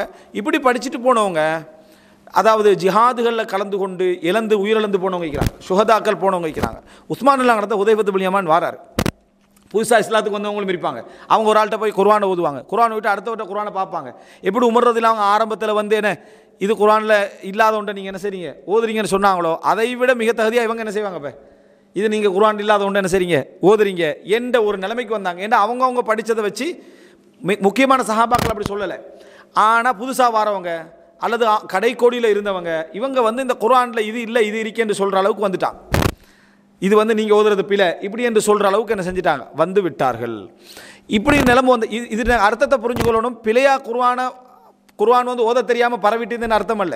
நான் ஓதின முறைக்கு அடுத்த ஒரு வித்தியாசமாக ஓதுற சந்தர்ப்பத்தில் இது பிழை அப்படி என்று சொல்கிறதுக்கு ஆரம்ப நிலையில் உள்ளவர்கள் என்ன செஞ்சிட்டாங்க, வந்து விட்டார்கள். அப்போ ஹுதைபத்து பின் யமான் வாராரு. மக்கள் அழிஞ்சு போகிறதுக்கு முன்னால் அவங்களை அடைந்து கொள்ளுங்கள், மக்கள் அழிந்து போவதற்கு முன்னால் அவர்களை அடைந்து கொள்ளுங்கள். ஏன் தெரியுமா, இப்போ வந்து என்ன நிறைய பேர் அதாவது இந்த உயிரிழந்து போய் கொண்டிருக்கிறார்கள். அதே நேரம் ஓதுகிற முறை என்ன ஒருத்தருக்கு ஒருத்தர் விமர்சித்து கொள்கிறாங்கன்னு சொன்ன உடனேயே உமர் இல்லாங்க இந்த உஸ்மான் ஒரு முடிவுக்கு வராங்க. அரசாங்கத்தின் ஒரு குர்ஆனை என்ன செய்யணும், மக்களுக்கு பொது அமைப்பில் கொண்டு வந்து கொடுக்கணும், அப்போ தான் மக்களுக்கு என்ன செய்யும் அது ஒரு முடிவுக்கு வரும் என்று சொல்லி அபூபக்கர்லாம் அவங்க தொகுத்து வச்சு அந்த குர்ஆனை எடுத்து தர்த்தீபு பண்ணி ஒழுங்குபடுத்த ரசூலுல்லாஹ்வோட காலத்தை எப்படி ஒழுங்குபடுத்தப்பட்டுச்சோ அந்த தர்த்தீபில் என்ன செஞ்சது ஒழுங்குபடுத்தி குர்ஆனை ஸைத் இப்னு சாபித்தை வச்சு எழுத வச்சாங்க. ஸைத் இப்னு சாபித் வந்து எப்பயுமே என்ன ரசூல் ஸல்லல்லாஹு அலைஹி வஸல்லமோட குர்ஆனை எழுதுவதற்கு எப்பொழுது ரசூலுல்லாஹ்வோட இருந்தவர்கள் ஒருத்தர் யார், ஸைத் இப்னு சாபித் ரலியல்லாஹு அன்ஹு அவர்கள். அப்போ ஸைத் இப்னு சாபித் என்ன செய்கிறாரு அப்படின்னு சொன்னால், அதாவது ரசூல் ஸல்லல்லாஹு அலைஹி வஸல்லம் அவங்கள்ட்ட ரசூலுல்லாஹ் ஒவ்வொரு முறையும் ஜிப்ரீல் அலைஹிஸ்ஸலாம் என்ன செய்வாங்க, குர்ஆனை காட்டுவாங்க தானே, ரசூலுல்லாஹ்கிட்ட எடுத்து காட்டுவாங்க. அப்போ ரசூல் ஸல்லல்லாஹு ஹிஜ்ரி 11ஆம் ஆண்டு மரணிக்கிறாங்க. ஹிஜ்ரி 11ஆம் ஆண்டு மரணிக்கிறாங்க. முஹர்ரம் சஃபர் ரபியுல் அவ்வல் என்ன செய்கிறாங்க, மரணிக்கிறாங்க. அப்போ ஹிஜ்ரி 10ஆம் ஆண்டு ரமலான் இருக்குது 9ஆம் மாதம், ஹிஜ்ரி 10ஆம் ஆண்டு 9ஆம் மாதம் ரமலான் வரும். அப்புறம் ஷவ்வால் துல்காதா துல்ஹிஜ்ஜா, அதுக்கு பின்னால் முஹர்ரம் சஃபர் ரபியுல் அவ்வல் ரசூலுல்லாஹ் ஹிஜ்ரி 11 மரணிக்கிறாங்க. நான் ஹிஜ்ரி 10 நம்ம சொல்கிறதுக்கான காரணம் என்னென்னா அந்த இறுதி அந்த ஹிஜ்ரி 10ஆம் ஆண்டு கடைசியில் நடக்குது. அதுக்கப்புறம் 3 மாதம் தான் ரசூலுல்லாஹ் இருக்கிறாங்கிறதுனால ஹிஜ்ரி 10ஆம் ஆண்டு 9ஆம் மாதம் ரமலான் மாதத்தில் ரசூலுல்லாஹ் ஜிப்ரீல் அலைஹிஸ்ஸலாம் வராங்க. 2 முறை குர்ஆனை ரசூலுல்லாஹ் எடுத்து ஓதி காட்டுறாங்க. அப்போது ஃபாத்திமா அவங்கள்ட்ட ரசூலுல்லாஹ் சொல்கிறாங்க, ஒவ்வொரு முறையும் ஜிப்ரீலுக்கு என்ன செய்வார், குர்ஆனை ஓதி காண்பிப்பார், நான் ஜிப்ரீலுக்கு ஓதி காண்பிப்பேன். இந்த முறை 2 முறை என்ன செஞ்சது, எனக்கு அருள் செய்யப்பட்டுச்சு, நான் மௌத்தாக போகிறேன் என்று நினைக்கிறேன் என்று ரசூல் ஸல்லல்லாஹு அலைஹி வஸல்லம் என்ன செஞ்சாங்க சொன்னாங்க. அப்போ 2 முறை காட்டப்படுகிற நேரத்தில் அந்த குர்ஆனுடைய ஓதல் முறைகள் என்றது இதுக்கு முன்னால் ஓதின சில முறைகள் மாற்றப்பட்டுச்சு. ஓதின சில முறைகள் இருக்கும், குர்ஆன் அப்படியே இருக்கும், ஆனால் ஓதல் முறைகள் இருக்குதே மாற்றப்பட்டவைகள் இருந்தது, மறக்கடிக்கப்பட்டவைகள் இருந்தது. குர்ஆனில் வருமே, நாங்கள் சில வசனங்களை மாற்றினால் அல்லது மறக்கடிக்க செய்தால் என்று குர்ஆன் வசனம் வரும், சரியா? அப்படி மறக்கடிக்க செய்யப்பட்ட ஓதல் முறைகள், மறக்கடி செய்யப்பட்ட என்ன, நபித்தோடர்கள்ட்ட வந்து அந்த வசனங்கள் நின்றிருக்கும், ஓதல் முறை டோட்டலாக என்ன செஞ்சிருக்கும், ஞாபகத்தில் நபித்தோழர்களை யாருக்குமே என்ன செஞ்சிடும் இல்லாமல் போயிடும். அல்லது வந்து அது அவர்களுக்கு ஓதல் முறை இருக்கும், அந்த சட்டம் என்ன செஞ்சிக்கும் மாற்றப்பட்டு, எங்களுக்கு தெரியும் சட்டம் மாற்றப்பட்டு ஓதல் முறை இருக்கிறது. தொழுகையில் நீங்கள் போதையுடையவர்களாக என்ன செய்ய வேண்டாம், தொழுகையை நெருங்க வேண்டாம், இதில் சட்டம் என்ன செஞ்சாச்சு மாற்றப்பட்டாச்சு, ஆனால் ஓதல் முறை அப்படியே இருக்குது. இன்னும் சில விஷயங்கள் இருக்குது, அதாவது ஓதல் முறை மாற்றப்பட்டிருக்கும், சட்டம் அப்படியே என்ன செய்யும் இருக்கும். அப்போ குர்ஆனில் இருக்காது, ஓதல் முறை மாற்றப்பட்டுட்டா குர்ஆனில் அது இருக்காது, ரசூலுல்லாஹ்கிட்ட ஹதீஸாக அது என்ன செய்யும் வரும். இதெல்லாம் கடைசி அந்த இதில் நடக்குது. இதில் ஜிப்ரீல் அலைஹிஸ்ஸலாம்க்கு எடுத்து காட்டப்பட்டதில் உர்ரத்துல் அஹீரான்வாங்க, ஜிப்ரீல் அலைஹிஸ்ஸலாத்தை எடுத்து காட்டப்பட்ட கடைசி முறை. இதை ஸைத் இப்னு சாபித் போன்ற நபித்தோழர்களுக்கு அதெல்லாம் என்ன செய்யும் தெரியும். அதனால தான் ஸைத் இப்னு சும்மா எடுத்த வாக்கில் ஒரு ஆளை கொடுப்பாங்களா, ஸைத் இப்னு சாபித்துக்கு பொறுப்பை கொடுத்தாங்க. அதனால தான் அப்போ ஸைத் இப்னு சாபித் தான் அந்த முறைமைகளை எழுதுகிறார். எழுதுகிற டைமில் மேக்சிமமாக ரசூலுல்லாஹ் அந்த ஓதின முறைகள் இருக்குது 7 முறைகளில் அதை அடக்கிற மாதிரி எழுத்து முறைகளை அமைக்கிறார். நான் கத்துல் உஸ்மானின்னு சொல்லி உஸ்மான் அவங்களுடைய எழுத்து முறையுடைய தேவை என்னன்னு சொல்லி அந்த எழுத்து முறைகளை எப்படி அமைக்கிறாருன்னா 7 கராத்துலையும் எவ்வளவுக்கு எவ்வளோ முடியுமோ அந்த முறைகளை அடக்கிற மாதிரி எழுத்துக்களை என்ன செய்கிறாரு அமைக்கிறார். இப்போ அதாவது எனக்கு ஒரு அந்த முஸ்ஹஃப்னு எடுத்தாங்க, அந்த 7 முறைகளும் அடங்குற மாதிரி அந்த குர்ஆனுடைய முறைகளை என்ன செய்கிறார் அமைக்கிறார். புரிஞ்சுதா? அப்படின்னா இந்த முஸ்ஹஃபை பொறுத்த வரைக்கும் எல்லா முறைகளையும் அதாவது உள்ளடக்கிட்டு அப்படின்னு சொல்ல முடியாது, எல்லா கராத்து முறைகளையும் உள்ளடக்கிட்டுன்னு சொல்ல முடியாது. ஆனால் மேக்சிமமாக அந்த எழுத்து முறைகள் என்ன செய்யுது, இந்த காரி ஓதினாலும் சரியாக வரும், அந்த முறையில் 2வது முறையில் ஓதினாலும் சரியாக வரும், 3வது முறையில் ஓதினாலும் சரியாக வர முறையில் எழுத்துக்களை என்ன செஞ்சார் அமைச்சிட்டார். இருந்தாலும் அதுக்கு வெளியேயும் கொஞ்சம் முறைகள் என்ன செய்யுது நின்றுது. ஆனால் அதாவது முக்கியம் குர்ஆன் பாதுகாக்கப்படுறது, குர்ஆனுடைய அந்த ஓதல் முறையில் ஒரு முறையாவது என்ன செஞ்சிடணும் எழுத்து வடிவத்தில் பாதுகாக்கப்பட்டோணும். மற்றவைகள் மக்கள்கிட்ட வாழையடி வாழையாக என்ன செய்யும், இருந்து கொண்டிருக்கும். மற்ற முறைகள் மக்கள்கிட்ட வாழையடி வாழையாக ஓதுகிற மக்கள்கிட்ட அது அப்படியே இருந்து கொண்டே இருக்கும். ஆனால் தொகுப்பில் என்ன செய்யணும், அது ஒரு முறையாவது பாதுகாக்கப்பட்டணும். ஆனால் அந்த எழுத்து முறை எப்படி இருந்துச்சுன்னு சொன்னால், பல கிராத்துக்களை உள்ளடக்கிற முறையில் தான் அந்த எழுத்து முறை என்ன செஞ்சது இருந்தது. சில கிராத்து முறைகளை அதுக்குள்ளே கொண்டு வர முடியலை. ஏன்னா எழுத்து ஒரு குறிப்பிட்ட வசதியை உள்ளடக்கும். அதை எடுத்து 5 பிரபல்யம் என்னென்னா 5 பிரதிகள் எழுதப்படுது. அதில் கையால் 5 பிரதிகள் எழுதப்பட்டு பல பிரதேசங்களுக்கு, பசரா, கூஃபா, விளங்கிட்டா, சிரியா, இப்படி பல இடங்களுக்கு என்ன செய்கிறது, பிரதி அனுப்பப்படுகிறது. அந்த அனுப்பப்பட்டு இதை குர்ஆனை ஓதி கொடுக்குற முறை கற்பிக்கப்படுகிறது. அப்படின்னா மற்ற ஏற்கனவே தெரியாமலா இருந்தாங்க, 5 நேரம் தொழுவிச்சாங்க, என்னது குர்ஆன் எல்லாம் தெரியும். ஆனால் இந்த முறைகள் என்ன செய்யுது, அதாவது மக்களுக்கு தெரியாதவங்க இருப்பாங்களே, ஒரு முறை மட்டும் தெரிஞ்சவங்க இருப்பாங்களே, அதை ஒருத்தருக்கு முரம்பட்டுக்கிட்டு இருந்தாங்களே சில மக்கள், ஆரம்ப நிலையில் உள்ள மக்கள், அவங்களுக்கு எல்லாருக்கும் படிப்பிக்கப்படுற அமைப்பில் அரசாங்கத்தால் ஏற்பாடு செய்யப்படுகிறது. அப்படி ஏற்பாடு செய்யப்பட்டால் பாதுகாக்கப்பட்டுரும். அந்த பாதுகாப்பு நடத்தப்படுது. அப்போ எதுக்கு வெளியில்லாமல் போயிட்டேன்டா, இந்த தனித்தனியாக முஸ்தப் எழுதி வச்சுக்கிறாங்களே, அதுக்கு மக்கள்கிட்ட என்ன செஞ்சிடும், அவருக்கு அது குர்ஆன் தான். இப்போ நான் இந்த குர்ஆனை பார்த்து எழுதி வச்சுக்கிட்டா குர்ஆன் தான், இதை நான் கொண்டு இதை நீங்கள் இந்த பள்ளியில் வைங்க அப்படின்னு சொல்லலுமா, இதை நான் எழுதின குர்ஆன் வச்சா நீங்கள் யாரும் என்ன செய்ய போகிறதில்ல, எடுக்க போகிறதில்ல. அந்த மாதிரி ஒரு நிலைமை வந்துட்டு, அப்போ அப்துல்லா இப்னு மஸ்ஊத் இது போன்றவங்கெல்லாம் தங்கட சில கிராத்து முறைகள் அதில் என்ன, அதில் ஓதுகிற அமைப்பில் இல்லைன்றதுனால அதை கொடுக்கறதுக்கு மறுத்தாங்க, அதை எடுக்கிறதுக்கு என்ன செஞ்சால் மறுத்தாங்க, அதை மற்றவங்கள்ட்ட கொடுக்கறதுக்கு மறுத்தாங்க. அப்போது இதில் என்ன புரிஞ்சுக்கணும்னு சொன்னால், இதுதான் மிக முக்கியம். அவங்கள்ட்ட சில கிராத்து முறைகள் இருந்துச்சு, இதில் இல்லாத கிராத்து முறைகள் இருந்துச்சு. ஆனால் அதை உஸ்மான்லாம் மறுக்கலை, அது இல்லாமலாக்கவும் இல்லை, அதை அழிக்கவும் இல்லை. ஆனால் பொதுவான முறை மக்களுக்கு என்ன செய்யணும், எல்லாருக்கும் தெரிகிற அமைப்பில் கொஞ்சம் முறைகள் இருக்கணும் என்ற அமைப்பில் இந்த குர்ஆன் என்ன செஞ்சது, எல்லாட்டையும் போச்சு. இந்த அடிப்படையில் குர்ஆன் ஓதல் முறை அப்படின்றது ஒரு முறைன்னு எதையும் அடையாளப்படுத்தலை. இது ஒரு முறை, இது ஃபுல்லாக ஒரு முறை, இது ஃபுல்லாக ஒரு முறை, இது ஃபுல்லாக ஒரு முறைன்னு அடையாளப்படுத்தலாது. மொத்தம் இந்த முஸ்ஹஃபை எடுத்துக்கிட்டிங்கன்னா 7 முறை இதுக்குள்ளே இருக்குது, 7 முறையுடைய வடிவங்களும் இருக்குது. ஒரு சில முறைகளுடைய உச்சரிப்புகள் இதில் வெளியே இருக்குன்னா குர்ஆனுக்கு வெளியே. அது எப்படி படிக்கிறது, அது பாதுகாக்கப்பட்டு தனி நூட்களாக குர்ஆனுடைய எழுத்து முறைகள் எப்படியெல்லாம் என்ன செய்யணும், அதாவது ஓதணும் என்ற முறைமைகள் பாதுகாக்கப்பட்டிருக்கு. குர்ஆனாக அல்ல, இதில் இப்படி உச்சரிக்கலாம், இதில் இப்படி உச்சரிக்கலாம், இதில் இப்படி உச்சரிக்கலாம்னு சொல்லி இந்த ஷாத்திபியா, தைபத்துன் நஷர் அப்படி என்று சொல்லி எல்லாம் பல அறிஞர்களால் அது தொகுக்கப்பட்டு என்ன செஞ்சுக்கிறது, ஓதல் முறை வாய் வழியாக இவர் இப்படி ஓதினார், இவர் இப்படி ஓதினார், இவர் இப்படி ஓதினார் பாதுகாக்கப்பட்டிருக்குது. சரியா? இப்போ நீங்கள் என்ன புரிஞ்சுக்கொள்ளணும்டா, இந்த ஓதல் முறை உஸ்மான் ரலியல்லாஹு காலத்தில் தொகுக்கப்பட்ட அந்த முறையில் பெருவாரியான ஓதல் முறைகள் என்னது உள்ளடக்கிற அமைப்பில் என்ன செஞ்சிருக்குது, அதாவது இந்த குர்ஆன் முறை இருக்குது. இதில் அடங்காத ஓதல் முறைகளும் என்ன செய்யுது, உண்டு. இதில் அடங்காத ஓதல் முறைமைகளும் உண்டு. ரைட்.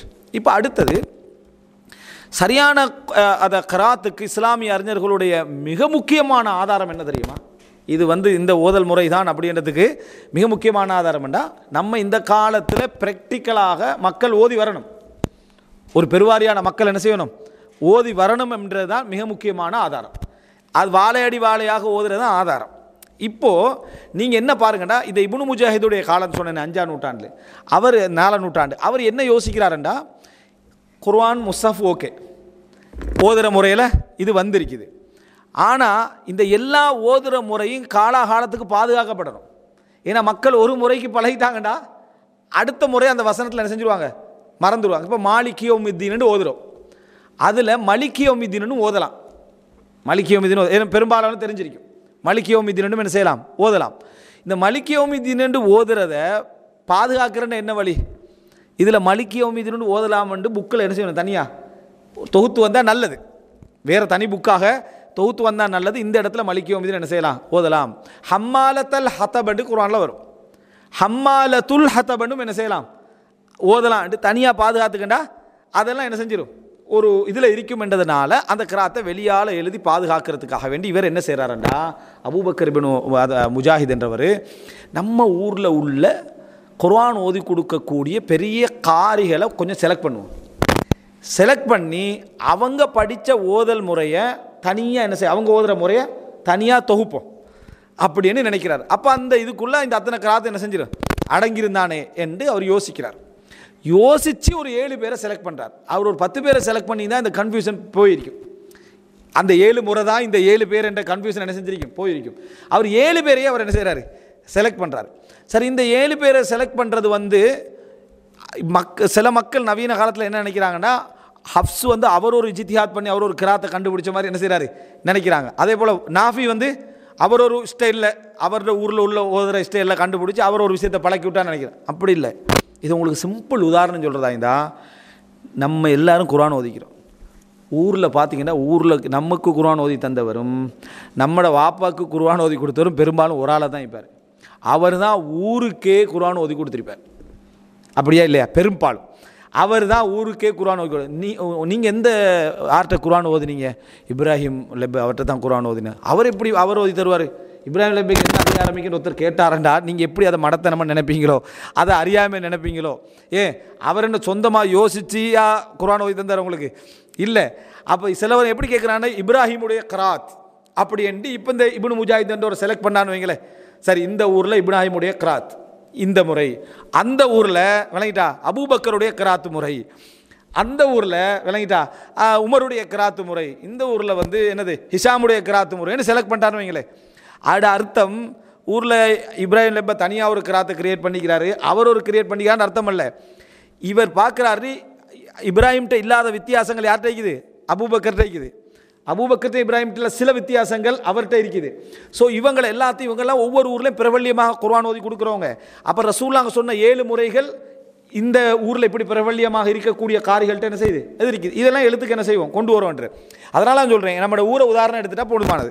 நம்மளோட ஊரில் இருக்கக்கூடிய பல்லாயிரக்கணக்கான மக்களுக்கு ஒரு ஆலிம்சாவோ 2 ஆலிம்சாவோ தான் குர்ஆன் என்ன செஞ்சிருப்பாங்க ஓதி கொடுத்துருப்பாங்க. அவர் தான் நமக்கு ஆதாரம். இந்த இடத்துல இப்படி தான் ஓதனம் எடுத்து மஹ்தூப்னு சொல்கிற என்ன ஆதாரம்? இப்ராஹிம் லெப் அவர் தான் ஆதாரம் மஹ்தூபுக்கு. விளங்கிட்டா? மாலிக்னு ஓதாய மலிக்னது யார் ஆதாரம்? அவர் தான் ஆதாரம். வேறு யார் ஆதாரம்? ஜிப்ரீல் அலைஹிஸ்ஸலாம் மட்டும் வந்தாங்களா? அபூபக்கர் ரசூலுல்லாஹ் வந்தாங்களா? அல்லது பெரும் பெரும் குர்ராக்கள் யூனிவர்சிட்டியில் போய் நம்ம ஓதிட்டு வந்தோமா?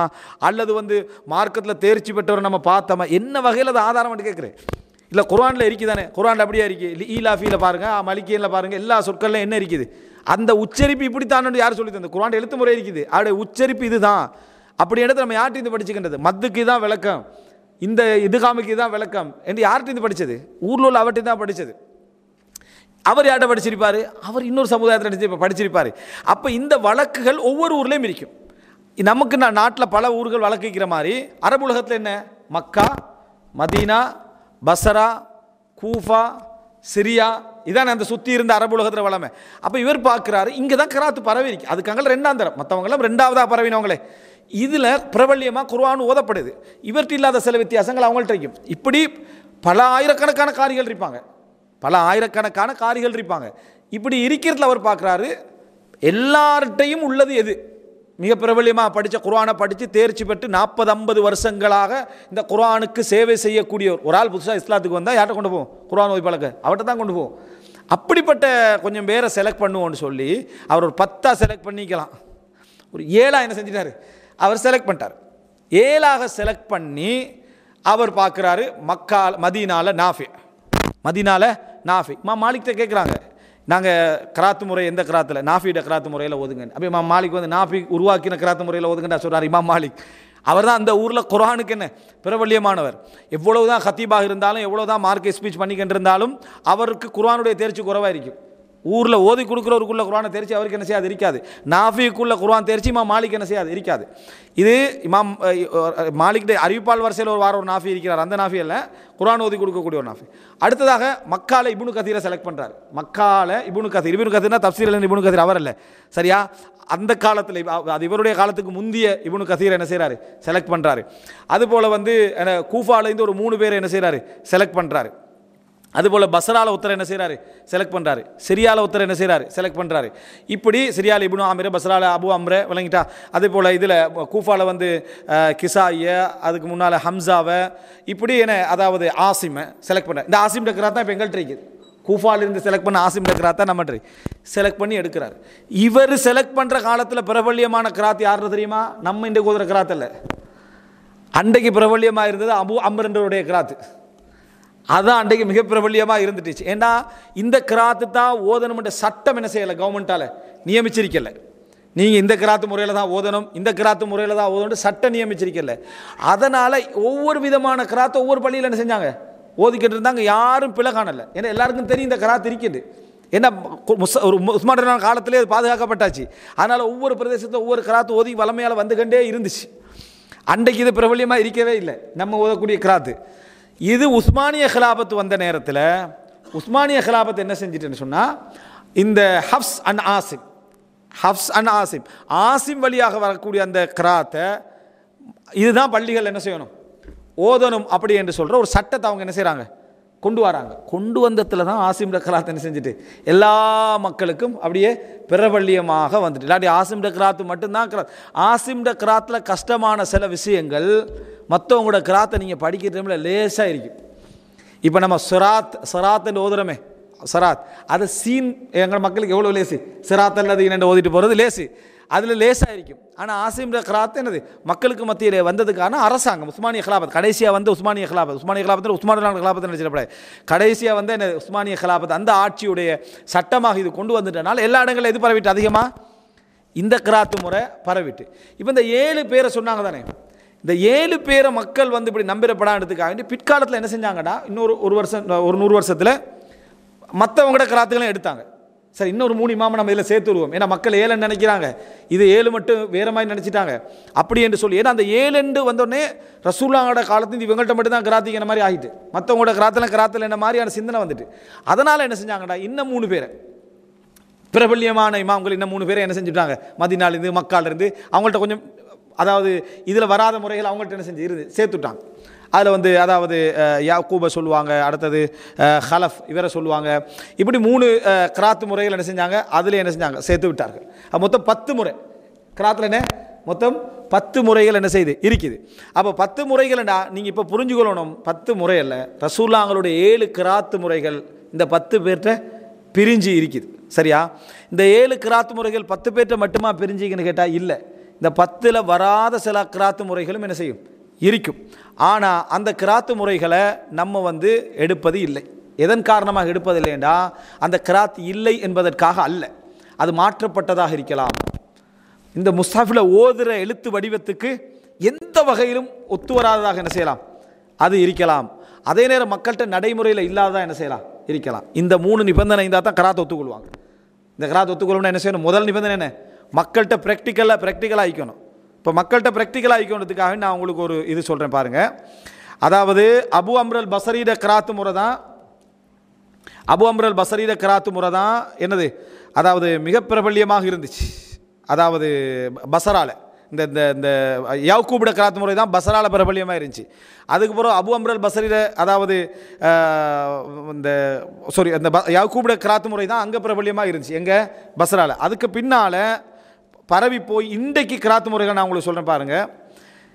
இன்றைக்கும் நாஃபியோட ஒரு கிராத்து முறை, நாஃபி ஓதின ஒரு முறைமை வந்து லிபியாவில், அதே போல் தூனிஸில், அல்ஜீரியாவில் இன்றைக்கும் குர்ஆன் என்ன நடைமுறை, எங்கே தொழுகைகளில் ஓதி கொடுக்குற முறையில் மக்கள்கிட்ட. அங்கே போனீங்கன்னா நம்ம இப்போ இதை ஓதுகிற மாதிரி அங்கே அவங்க என்ன செய்வாங்க, லிபியாவில், அதே போல் தூனிஸில், அல்ஜீரியாவில். இப்போ அங்கே போய் நீங்கள் ஓதுறது பிள்ளைன்னு யாராவது சொன்னாங்கடா, அவங்க திருப்பி என்ன சொல்லுவாங்க, நீங்கள் ஓதுற பிள்ளைன்னு சொல்லாமே. இன்றைக்கி அந்த பிரச்சனை இல்லை, அந்த பிரச்சனை உஸ்மான்லாம் ஒழிச்சிட்டாங்க. அப்படி ஒரு இல்லை, இதெல்லாம் கிராத்து முறை அப்படின்ட்டு வாழையடி வாழையாக ஊரில் ஓதி கொடுக்கப்பட்டு வந்த முறையை தான் அவங்க என்ன செய்கிறாங்க, அதில் ஓதுறாங்க. அப்போ லிபியாவில், தூனிஸில், அல்ஜீரியாவில் வந்து நாஃபியோட ஒரு கிராத்து முறைக்கு, அதை காலூன் வழியாக வந்த கிராத்து முறைன்னு சொல்லுவாங்க. ஒவ்வொரு காரிகளுக்கு 2 மாணவர்களை செலக்ட் பண்ணிப்பாங்க. ஒவ்வொரு காரிகளுக்கும் 2 மாணவரை என்ன செஞ்சுப்பாங்க, செலக்ட் பண்ணிப்பாங்க. அதில் ஒரு முறை நாஃபியோட இன்னொரு முறை வர்ஷுடைய முறையை ஈஜிப்டில் மேற்கு பகுதிகளில், லிபியாவில், தூனிஸில், அல்ஜீரியாவில், மொரோக்காவில், மொரித்தீனியாவில், அதே போல் தஷாத்தில், கமரூனில், நைஜீரியாவில், அதே போல் மேற்கு ஆப்பிரிக்காவில் அதிகமாக நாஃபியோட கிராத்து முறை என்ன செய்கிறாங்க, இன்றைக்கும் என்ன செய்கிறாங்க, வளமேல ஓதி வருகிறார்கள்.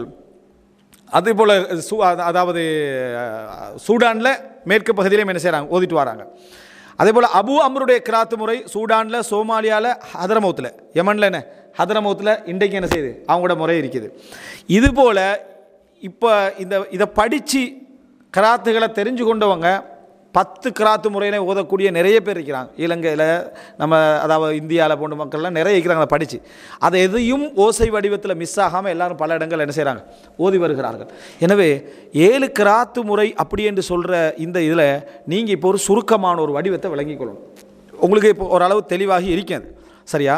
இப்போ குர்ஆனில் இந்த முறைகளுக்கான ஒரு சில அடையாளங்கள் பல இடங்களில் இருக்குது. இப்போ நான் ஒன்று சொன்னேன், மாலிக் யௌமிதீன் என்ன செய்யலாம் ஓதலாம், அலைஹும் என்ன செய்யலாம் எல்லா இடத்துலையும் ஒரு குறிப்பிட்ட இடங்களில் செய்யலாம் ஓதலாம். ஹம்மாலத்தல் ஹத்தப், அதே போல் என்னது ஹிதாமுஹு என்ன அதாவது மிஸ்க், சரியா, அது வந்து வேறொரு வடிவத்தில் என்ன செய்யலாம் அதாவது ஓதலாம். அதுபோல் என்ன நம்ம கிராத்து முறையில் பிரபலியமான பரிச்சயமானவர் இல்லை, சரியா, ஆனால் இந்த கிராத்து முறைகள் எல்லாம் என்ன செய்யலாம் ஓதலாம். நீங்கள் வந்து சூரா ஹூத் எடுங்க, சூரா ஹூத் 41, அதில் அடையாளம் போட்டிருப்பாங்களான்னு தெரியலை. சூரா ஹூத் 11 தானே, அதில் பாருங்கள் 41 வசனத்தில் மஜ்ரேஹாக்கு ஏதாவது போட்டிக்கிறாங்களா அடையாளம்? 41 அதான் அதே தான். மஜ்ரேஹாக்கு அடையாளம் போட்டிக்கிறாங்களா? 41 வசனத்தில் பாருங்கள், கீழே ஒரு அடையாளம் போட்டிக்கிறாங்க. அது என்னண்டா மஜ்ரேஹான்றதுக்கு ஓதுறது. மஜ்ராஹா தான் நம்ம ஓதுவோம், மஜ்ரேஹா அப்படின்னு மிச்சம் வளர்ச்சியில் மஜ்ரேஹா அப்படின்ட்டு. அதாவது வகாலர் கபூ ஃபிஹா பிஸ்மில்லாஹி மஜ்ரேஹா வ முர்சாஹா, சரியா, அப்படின்ட்டு வருது. இப்போ இப்படி ராகு கீழே ஒரு அடையாளம் இருக்குது. இது யாரும் முர்சேஹாண்டு அர்த்தத்தை ஓதலை பாருங்கள், அடுத்தது முர்சேன்னு ஓதலாம். அது இஷ்டப்படி வளர்ச்சிருந்தா அது என்ன செஞ்சிருக்கணும், முர்சேஹான்னு நம்ம வளர்ச்சிக்கணும். ஆனால் அதில் முர்சாஹான்னு என்ன செய்வோம் ஓதுவோம். இது ரசூல் அந்த வாயால் கேட்ட அந்த உச்சரிப்புகள் மட்டும்தான். ஆனால் பிஸ்மில்லாஹி மஜ்ரேஹா வ முர்சாஹா இப்படி அங்கங்கே சின்ன சின்ன அடையாளங்கள் ஹஃப்ஸுடைய கிராத்தா இருந்தால் மட்டும் போட்டிருப்பாங்க. ஹஃப்ஸுடைய கிராத்தா இருந்தால் மட்டும் என்ன செஞ்சிருப்பாங்க போட்டிருப்பாங்க. அப்போ நீங்கள் இதன் மூலம் இப்போ உங்களுக்கு ஒரு விஷயம் தெளிவாயிரும். என்னடா கிராத்து சுருக்கம் முடிச்சுடுறோம். அதாவது கிராத்து முறைன்றது ரசூலுல்லாஹி ஸல்லல்லாஹு அலைஹி வஸல்லம் அவர்கள் மனிதர்களுக்கு உச்சரிப்பு லேசுபடுத்துவதற்காக அல்லாவிடமிருந்து வழங்கப்பட்ட 7 முறைமைகள், ஜிப்ரீல் அலைஹிஸ்ஸலாம் மூலம் வழங்கப்பட்ட 7 முறைமைகள் வழங்கப்பட்டு சென்றது ஹதீஸில் நம்ம என்ன செய்ய பார்க்கலாம். அது ரசூலாங்க கேட்டது. அதில் மிகவும் சரியானது ரசூலாங்க மதீனால வச்சு அதை கேட்டாங்கன்றது. இந்த 7 முறைகள் என்பது அதாவது 7 காரிகளுடைய கிராத்து அல்ல.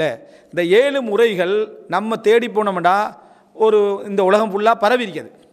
அந்த 7 முறைகள் செஞ்சு பரவிக்கு அது அர்த்தம் குர்ஆனை ஒவ்வொரு சொல்ல 7 முறையில் ஓதலாம்ன்ற அர்த்தமும் அல்ல. அது எப்படின்னு சொன்னால் தேவையான இடங்களில் பலவிதமான வடிவங்கள் அதில் இருக்கும்.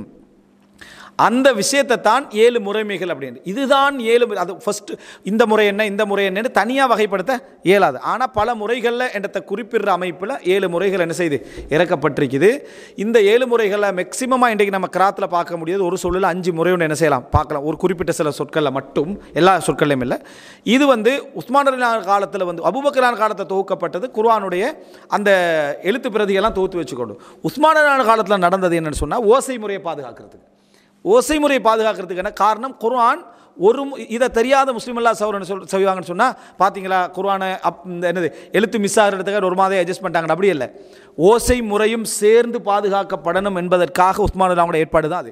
இல்லைண்டா உஸ்மான் அல்லா அவங்களும் என்ன செஞ்சுக்கலாம், சரியா ஒரே முறை தான் என்ற மாதிரி இந்த முஸ்தஃபை என்ன செஞ்சுக்கலாம் எழுதிக்கலாம். அந்த நிலைப்பாடு தவறானது.